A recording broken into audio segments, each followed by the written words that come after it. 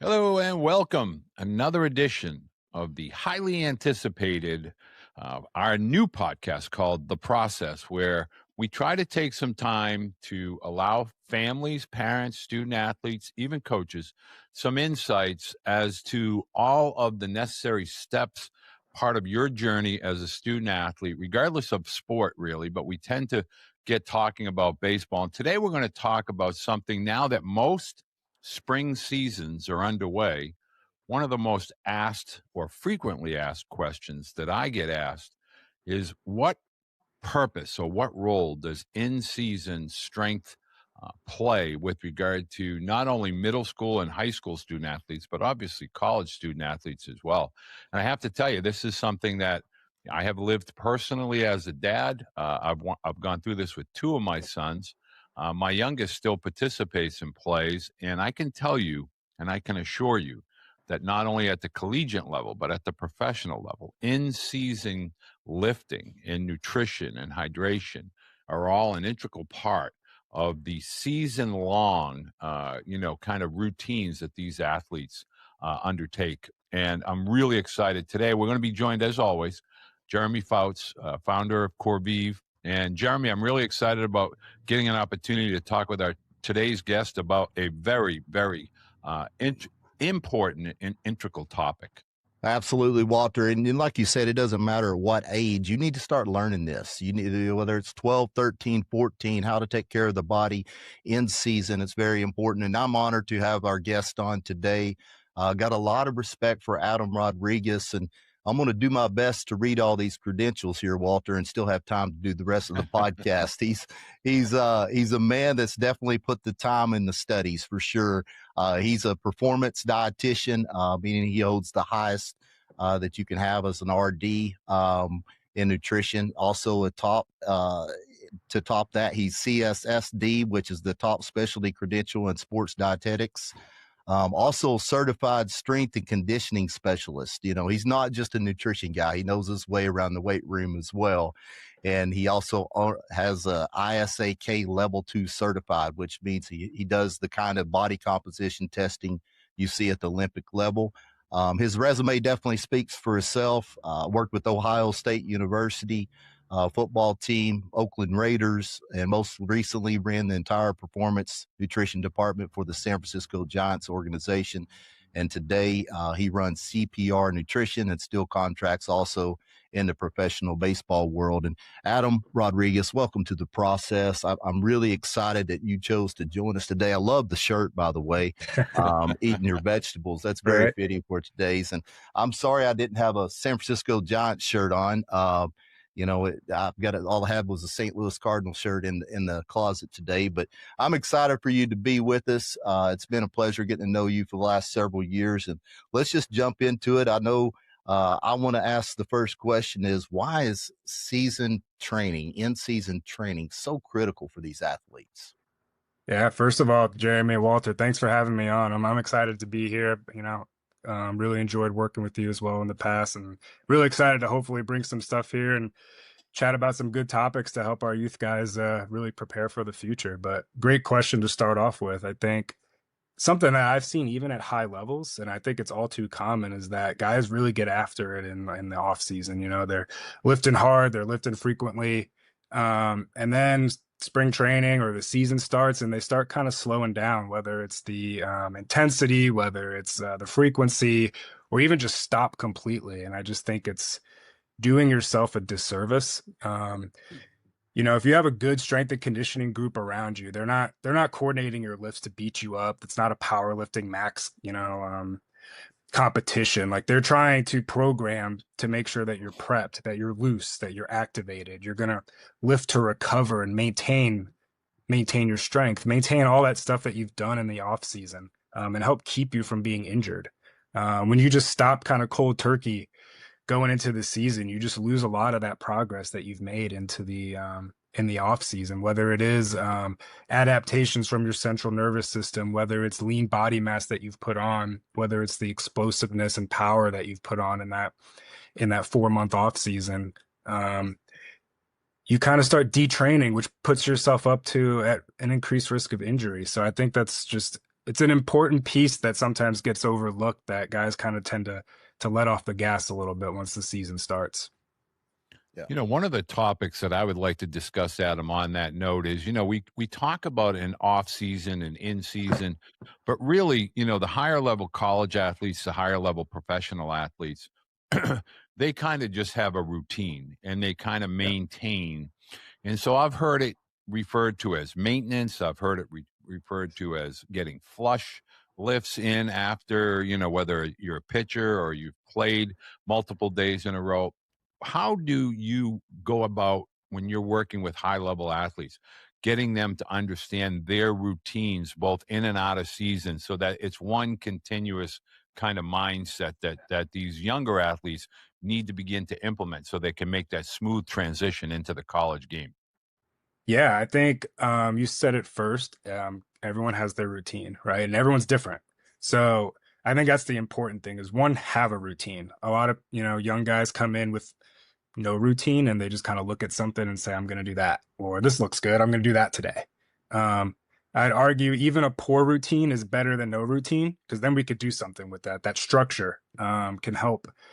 We can lay some framework there. But when it comes to like that off season, the in season, and one kind of flow, I had mentioned about letting off the gas a little bit. And I think that's where in season, especially as you have a lot of games coming through, like, yeah, you're not going to lift at the same level of intensity, maybe as off season. You can scale the volume, you could scale the frequency, you could scale the intensity. Maybe it's a combination of all three. Maybe you're kind of going heavy, but you're doing just a couple reps. You don't need to be lifting for 2 hours and, in the middle of a 60 game season, 160 game season, depending where you're at. But bringing a little intensity, I think, is still important. It does help, like you mentioned, flush out some soreness, get some blood circulation going. And maybe a slightly controversial take. I know the tried and true statement is that you're lifting for maintenance in season. I would almost argue, if you're doing it correctly, that you don't have to shoot to lift to maintenance in season. You could still make some strength gains. You're not necessarily trying to add, 10 pounds of lean body mass or something like that, but no reason why you can't get a little bit stronger in certain movements, or add a little bit of lean mass if you're taking care of everything else, whether it's your sleep, your nutrition, doing the proper strength protocol, and being smart about it. So, Adam, when those athletes that do not understand the importance of continuing to lift in season, what have you seen as far as how much time does it, or how quick does it happen where they lose their strength if they just stop, like you said, cold turkey from lifting when they get into season? Yeah, everyone's a little different. Some people hold on to it a little more, but I think a few weeks, you kind of start to go down a little bit, and that just kind of continues to progress down as the season goes on. And I would say within a month or so, maybe even 2 months, that you start seeing it from a body comp standpoint a little bit. You might lose a little bit of lean mass, put on a little bit of extra fat mass, even if your weight's staying the same, just because you're not challenging your muscles in the same capacity that maybe you were in the off season. And same point, I'm not saying, once again, to make this a bodybuilding split or something like that, but just a little touch to kind of remind your muscles, the contraction, the firing, and just expose them a little bit. I think helps maintain that for a decent amount of time. And I think the other piece too is just consistency with it. Just having that routine and staying consistent with it. Before I ask this next question, we're going to take a quick break, come back, and we're going to ask Adam the all-important question that every parent wants to know, and more importantly, every student wants to know. And we're going to ask that question. All proteins are not the same. I encourage you to choose a grass-fed whey protein.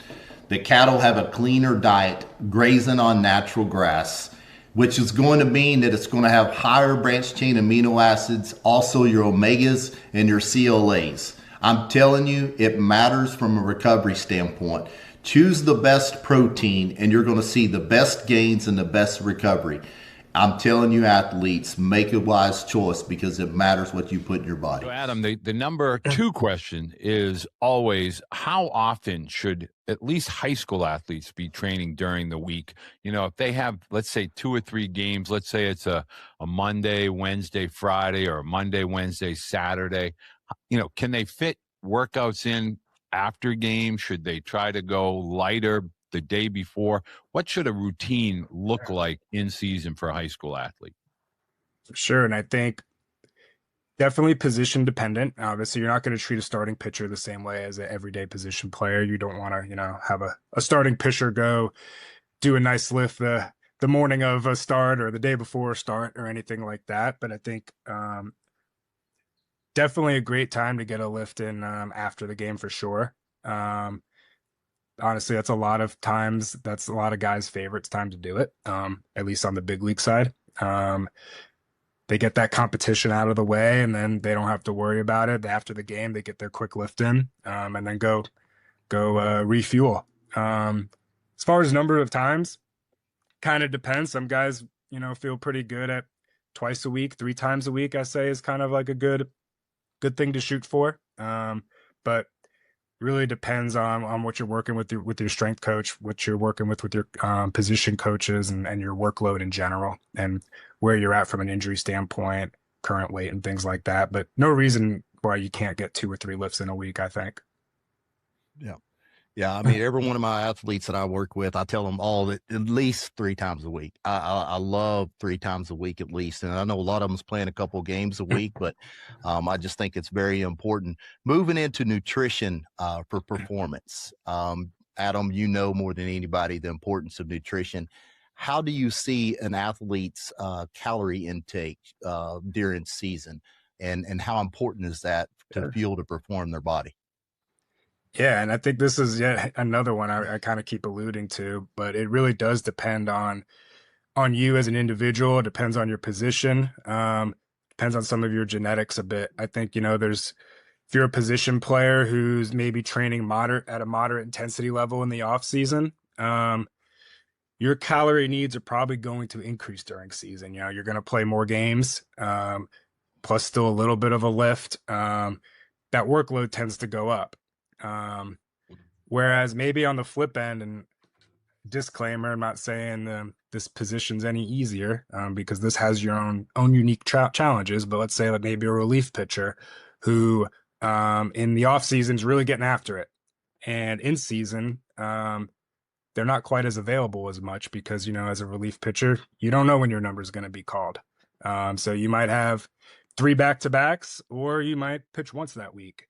And in that case, your activity level is actually probably a little bit lower than what you were doing maybe in the off season. So in that area, your caloric need might be around the same or even a little bit less. So I think that's where it's really more important about periodization, your meal timing, your meal composition, depending on where you're at in the season or off season, because then you can kind of structure it to tailor towards the activity level that you're on.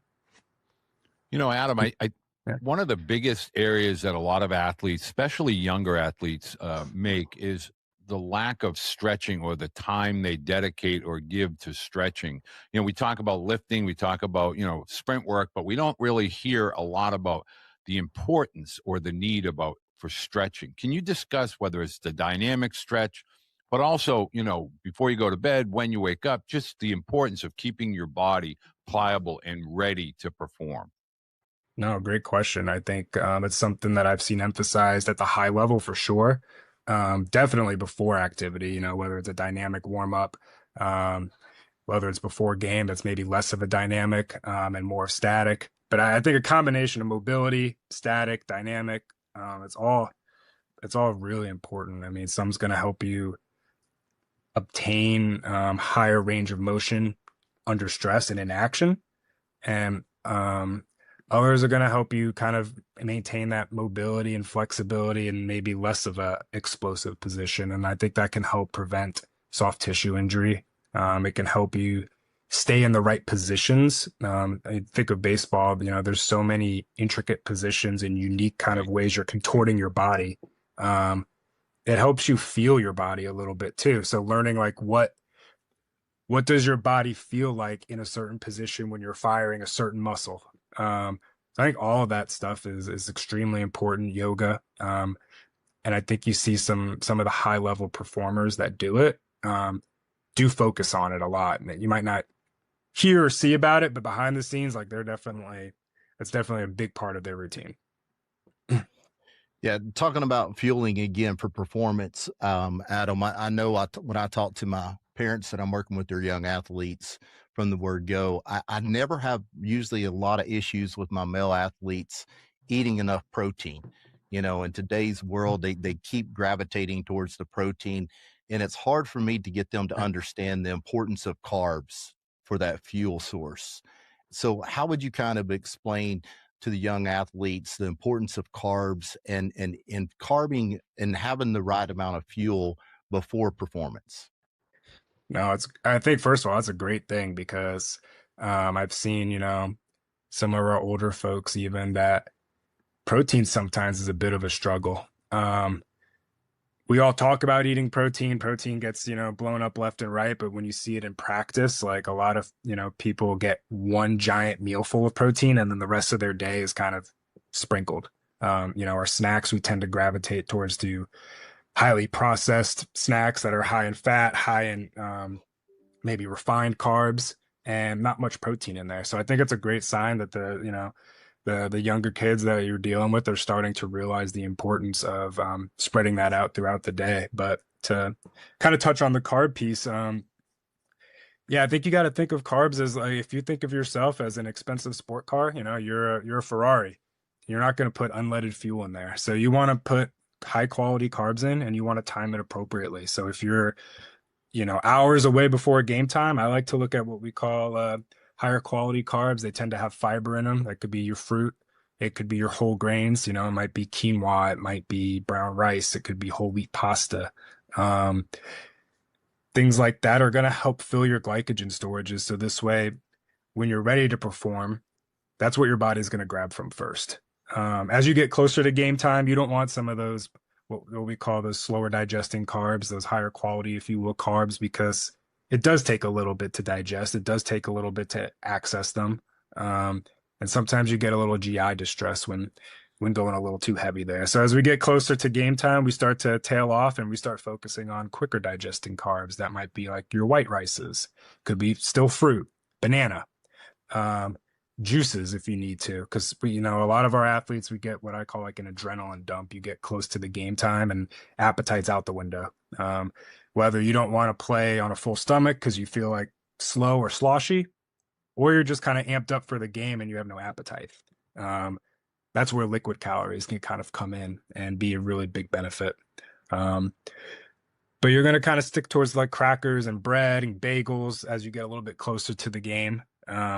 So this way, your body's ready to react. If you're gonna have to track down a fly ball or a ground ball in an instant sprint, if you're gonna bunt for a base hit or leg out a triple, when you hit that go gear, that's where your body's grabbing. It's going to use carbs first, and if you don't have that available, your body's still going to have energy and it's still going to find ways to do it, but it might be a little less efficient. And when you're talking about milliseconds or tenths of a second, that can be a difference between safe and out. You want every little bit to count. Yeah, absolutely. One of, and this is a timely question, and I just got it while we were talking here now. And this is a topic that Jeremy really preaches strongly to all the athletes and families that he works with. But a lot of young men, particularly those that are, really built for speed, they think, man, if I gain weight or I put on muscle, I'm going to get slow. And I just had a question, a young man says, well, I run 6'4", but he's only 145 pounds, and I'm trying to get him to understand to play in college and the rigors of college, you need to get into that 175, 180, 190 window.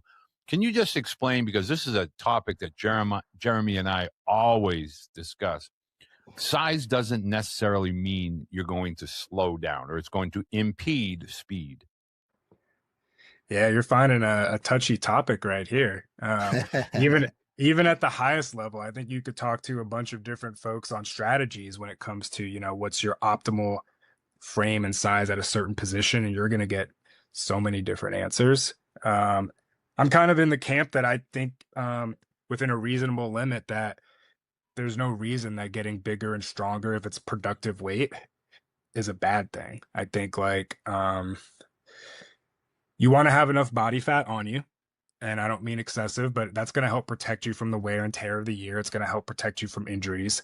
But if you're adding on lean mass and strength, I use the example because I think baseball gets a little afraid of this sometimes, but Right. go look in the NFL and just find yourself a middle linebacker, or find yourself a DB that they're, I'll use the linebacker though. He's 230 pounds running a 4.4. Right. And, I Right. think sometimes the baseball guys get a little intimidated and say, oh, I'm 200 pounds. I'm going to be slow. And yeah, if you're 200 pounds and you're, 20% body fat, okay. Yeah, maybe, probably. But I think if it's a productive weight and you're, being smart about it, you see some of these huge humans just being just insanely athletic. So yeah, I think like there's always a benefit there. There's some limitations to your position for sure. There's some positions that maybe you don't want excess size. It's just like in other sports, you're not going to have a DB playing lineman or something like that. But within reason, I think like being a bigger, stronger, faster version of yourself and what your body is able to comfortably hold from a frame standpoint is always a helpful thing. Yeah. Yeah, Walter and I, we've had this discussion over and over. Is a lot of times these younger generation, Adam, they, 14, 15-year-old boy, they're looking at a 20-year-old on Instagram and thinking they need to have a six-pack like that. And I'm trying to get their minds of like, look, we need to have a little bit of body fat for some hormones. We need to have some body fat for these reasons. But over and over, I've given examples of putting on 40 pounds, recently from last April to now. And he increased or decreased his speed by, from 7 seconds to 6.8. Another one went from a 6.8 to 6.6 and gained 30 pounds. So if it's the right type of weight and you're training, that's another thing that we're not just eating Doritos and drinking sodas. We're eating whole foods and we're training properly. And I think that's the biggest key. I know we've touched a little bit on game day performance, but as we close the podcast, could you give any little tips on the importance of, like, if you have a double header, or the importance of that fueling? And I teach on this over and over, but why do we want to stay away from fats right before game? Why do we want to stay away from fried foods right before game? Why is it important to get the pretzels, like you were saying, and the honey with the tortilla right before? Kind of just end up this podcast of really showing these athletes it pays to perform, or to fuel your body to perform. For sure. And I'll kind of use a breakdown of like a night game schedule, perhaps, right? Is like, you get up in the morning, you should still knock out breakfast. I see even some of our higher level athletes that skip breakfast, and sometimes the first meal is they show up to the stadium, and then, they kind of graze on their arrival meal. And then you get to that pregame mode and they don't touch that either. And that's where you just set yourself up for failure. I think, the biggest challenge in baseball is that it's such a long season.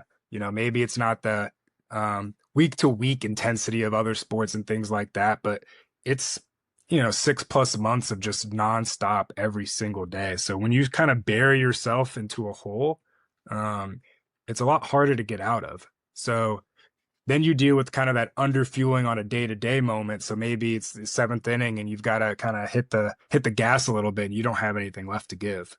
And that's just in a given day. Now add that up over the week, over the month, and now it's all-star break and you feel like you ran into a wall. You've lost 10 pounds. Your risk of injuries going up, multiple percentages.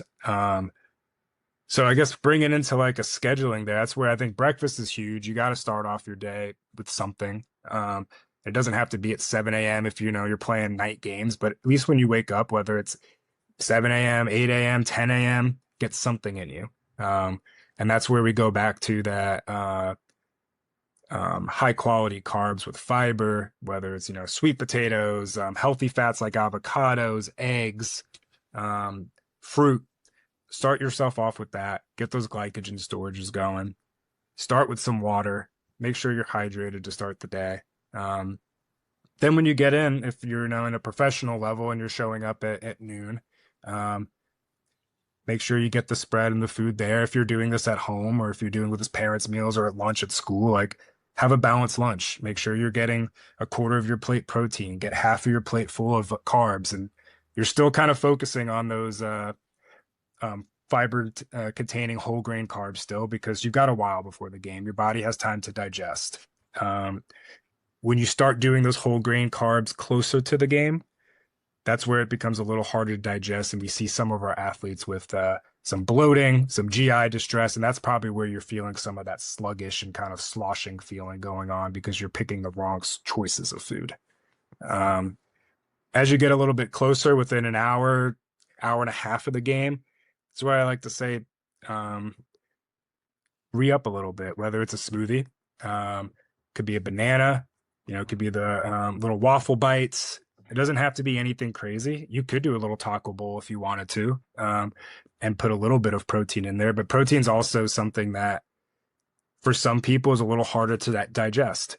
So you don't want to put anything into your GI system that's going to put stress on digestion when you're about to go run around.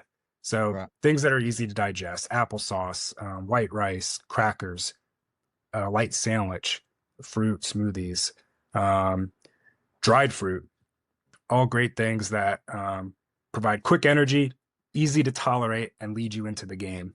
And then after the game, or I should say during the game, I think it depends too where you're at and what your position is, but doing something similar during the game can be really important too, whether it's third inning. I've had starting pitchers like get on a routine that maybe it's after every inning or after every 2 or 3 innings, take a bite of something: an apple, a banana, a Gatorade, just for the carb piece, just to kind of help them get through if they're going to pitch 100 pitches and try to get into that 7th inning, that they don't feel like, oh, I'm starving. Like, you don't want to feel starving in the middle of your outing. And post game is going to be all about the recovery. You want to make sure you're getting your vegetables, all sorts of different colors. You're back to the whole grain and whole carbs again. Fiber is going to help with your digestion and absorption of those nutrients, and you're going to make sure you're getting lean protein. I think thing I missed on before the game, you'd mentioned fats. That's also something you want to try to avoid right before the game. Heavy cream sauces, fat around the steak. That's also just really challenging to digest, sits in your stomach, and tends to kind of create some GI issues there. Yeah. Well, this has been great information for parents, and I'm really, I really encourage families and athletes, continue to send your questions in, whether it's through the DM or IM instant message via social media, or here directly on the podcast. We're going to have all of Adam's, and as well as Jeremy with Corvive, all of that information will be available in the podcast. We're going to have part 2, and we're going to get a little bit deeper dive from Adam for families, especially those that are entering into the warmer climates. Here in New England, we're a little bit cooler, but we will get warm and there will be summer. So we're going to take a deep dive into hydration and things of that nature. And Jeremy, I'm really looking forward to part 2 of our discussion with Adam. Athletes, electrolytes matter, but you got to choose the right electrolytes. If you look at the sugars, 34 grams, the dyes, all the things that's not good for you in this product, this is a hype product. If you look here at the electrolytes made by Corvive, it's got the right amount of magnesium, sodium, potassium, zinc, kosher salt. It's got vitamin C to help with the immune system. I'm telling you, if you want to stay on the field, you want to perform at your best, you want to recover well, this is the product that you need to choose to fuel your body.